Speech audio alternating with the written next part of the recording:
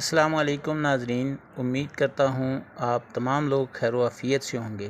ہماری آج کی ویڈیو کا ٹاپک خلیفہ دوم حضرت سیدنا عمر فاروق رضی اللہ تعالی عنہ اسلام کی وہ عظیم شخصیت ہیں کہ جن کی اسلام کے لیے روشن خدمات، جرأت و بہادری، عدل و انصاف پر مبنی فیصلوں، فتوحات اور شاندار کردار اور کارناموں سے اسلام کا چہرہ روشن ہے۔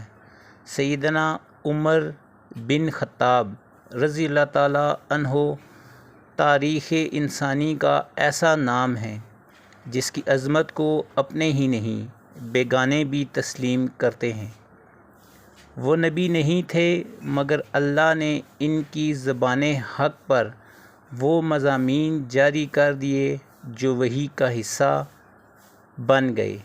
قبول اسلام کے بعد وہ اسلام اور پیغمبر اسلام کے شیدائی بن کر فاروق کہلائے۔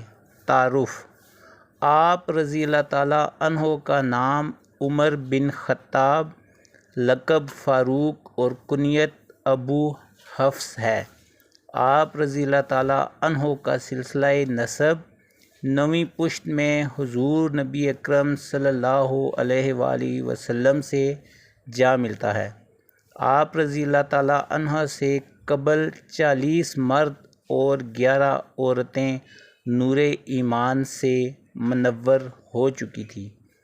آپ رضی اللہ تعالی عنہ عام الفیل کے تقریباً 13 سال بعد مکہ مکرمہ میں پیدا ہوئے اور نبوت کے چھٹے سال 35 سال کی عمر میں مشرف با اسلام ہو کر حرم ایمان میں داخل ہوئے۔